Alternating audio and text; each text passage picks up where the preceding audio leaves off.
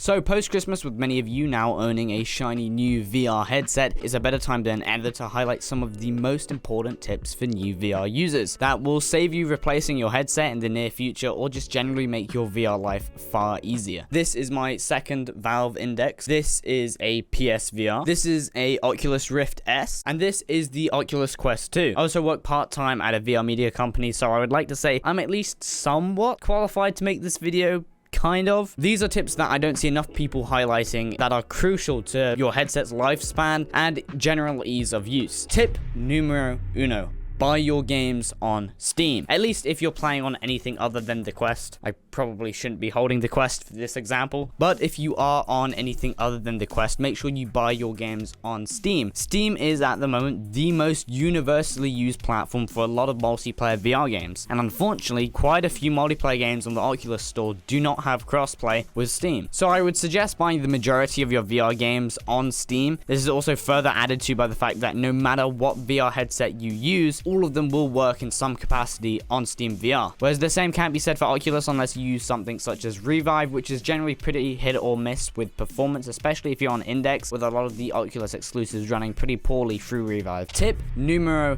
dos. Eyebrows and eyelashes. Ever wondered why your VR headset lenses keep getting greased up all the time? It's probably down to your eyebrows or eyelashes causing a buildup of dirt on your precious lenses. I myself have overly annoyingly long eyelashes, and I constantly get my lenses dirty with them, and they constantly need to be cleaned. However, there are an array of fixes. For example, if you own a Quest 2, it comes with a glasses spacer that you can put in underneath the piece of foam, which pushes your face away from the headset, so then your eyelashes aren't touching those lenses and doesn't really compromise FOV, at least in my case. It was just the bit of space I needed to get my eyelashes off of the lenses. And if you're a baller motherfucker and own a Valve Index, you can adjust how close the display is to your face with this little slider / knob thing here. For other headsets that have neither of these two solutions, you can buy a padded cover that will help distance your lashes from the lenses. There are an array of different covers, all for relatively cheap. I recommend VR Cover. They make covers for virtually like every single VR headset in existence, and they're all fantastic. This is my old VR cover for my long lost CV1. Rest in peace.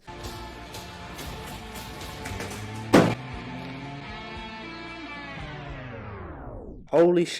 And talking about VR covers, tip numero tres, get a fucking VR cover, or any VR cover that just doesn't absorb an insane amount of sweat. This one's kind of like this leathery material that can easily have sweat wiped off of it. I don't know what it is with VR headset manufacturers like Oculus wanting so badly to give you the best sweat sponge of all time with this padded material. It's disgusting. The first thing you should do with any VR headset, grab a VR cover. There are some great silicone options on places like Amazon, and obviously like the previous mentioned VR cover website as well. Oculus and Valve likely stick to the gross cloth because it's probably more appealing to VR newbies. It feels more like a premium cushy feel, but to anyone who's spent more than 10 minutes in something like Beat Saber, you will know that it is absolutely disgusting and needs to be switched out as soon as possible to not end up causing some awful disease on your face from the buildup of bacteria and sweat. Speaking of disgusting, mirrors. I don't want to see my ugly ass reflection, and neither does my tracking. Tip numero cuatro. I think that's how you say it in Spanish, maybe? If you have mirrors in your play space, these can negatively impact the tracking of your headset, especially if you are on a headset with base stations such as the Valve Index or the HTC Vive. Generally, Oculus's inside-out tracking is pretty great at avoiding mirrors, or at least counteracting the effect of them. The Rift S and the Quest 2 seem to do a pretty good job in software to mitigate the effect of mirrors. However, if you're experiencing poor tracking, this includes the headset as well, which can cause motion sickness. If you are experiencing any tracking issues, I would suggest looking at your mirrors and possibly repositioning or getting rid of them from your play space. Tip number 5. Oh yeah, tip number 5, because I don't know what 5 is in Spanish. Don't kill your cable. VR cables have a habit of degrading over time and needing replacements as they get a lot of wear and tear, twisting, bending, being stomped on, tugged and bent. Please don't take any of that out of context. Jesus Christ. But be mindful of your cable. These things are not indestructible, especially on the Valve Index. I've already been through like 2 Valve Index cables. I'm now on my 3rd one. One of the most common causes of cable death is constant twisting. This is a mistake that I see every single new VR VR user make, and that's spinning in circles like it's nothing and then not untwisting the cable afterwards, because it can be hard to sometimes notice how badly twisted a cable has gotten, because they will usually end up looking like this, where the inner cable has begun to twist, and this kills hundreds of cables constantly, especially if you have a pulley system set up. I know far too many VR users that don't even consider untwisting their cable after spinning in circles using their pulley system, and then having their cable die only to be sent a replacement, and then doing the exact same thing over again. A pulley system isn't going to magically make your cable twisting problems go away. You still need to untwist it after you have spun to prevent your cable dying an early death. Basically, just untwist your cables, please. Like, unless you have a wireless device like the Quest 2 here, which in that case, just ignore this tip completely. Bonus tip number 6, if you're connected to a PC through a link cable or just a regular VR wired headset, make sure you have the game application window selected as the focus window. This basically means just clicking the window and having it show up as blue instead of white, and this will ensure smooth performance and that Windows has its focus on that window as the active game window. Some games are more affected than others, but I recall back to when I used to stream Beat Saber, and if I didn't have the focus window selected, I could drop like 10 to 15 FPS sometimes. But obviously this will be completely dependent on your system, and I imagine most of you won't be streaming mixed reality content with rotating cameras and Vive tracker mall sticks like I used to do over on my Twitch. So in that case,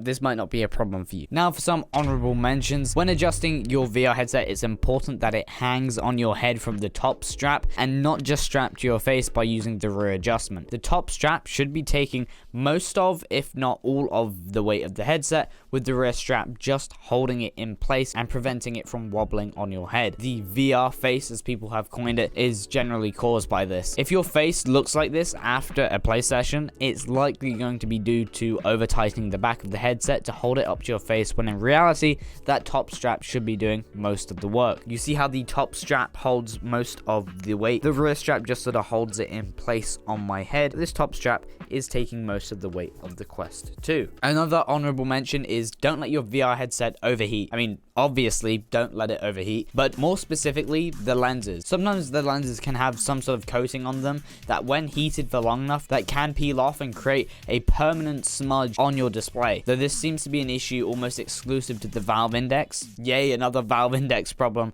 I have an entire video on the problems that plague the Valve Index, link in the description down below if you want to check that video out. So basically, just keep your lenses nice and clean and try and prevent the coating from smudging or melting in some cases. Another honorable mention, if you feel the headset is too front heavy or even back heavy in some cases, there are plenty of third-party solutions for virtually every single VR headset. This is a problem for a lot of Quest users, to a point where virtually everyone who owns a Quest 1 or a Quest 2 have to go out and buy a rear strap to help properly balance the headset. Though I'm suspicious this was just due to Oculus wanting to sell their Elite strap.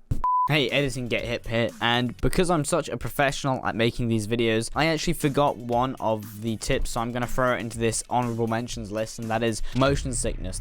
This is something people constantly complain about the first time that they try VR, or the first couple of times they try VR.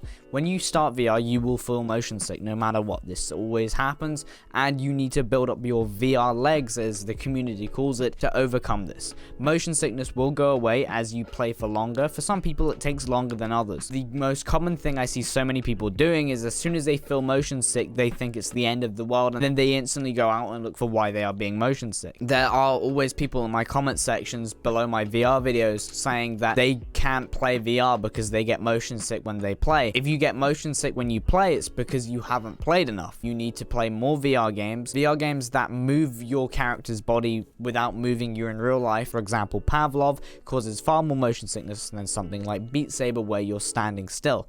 Basically, the only way to overcome this is just to play more. Trust me, play more games that put you out of your comfort zone, but still take breaks when you need to, not throw up everywhere. It just takes time, build up those VR legs. Another honorable mention is to use the glasses spacer that I mentioned earlier if you use glasses. I can't describe how important this is, because I have seen multiple people, no matter how obvious this may seem to you, just slap on the headset while wearing glasses and then tighten it all the way up so their glasses are literally touching the lenses, and then obviously scratching a 300 $500, possibly even $1,000 VR headset if you own an Index. Anyway, hopefully this video was helpful to you VR newbies, and hopefully this spread some awareness about some VR tips that aren't so commonly talked about. Thank you for watching the video to this point and letting me talk about something I wanted to talk about. I really do appreciate it. And if you did enjoy this video or found it useful in any way, please drop a like down below, maybe a sub if you want more content like this. And if you want to support this channel financially like some of you have done, which I really appreciate those of you who have hit that join button, if you do want to help financially support this channel and pay the editor,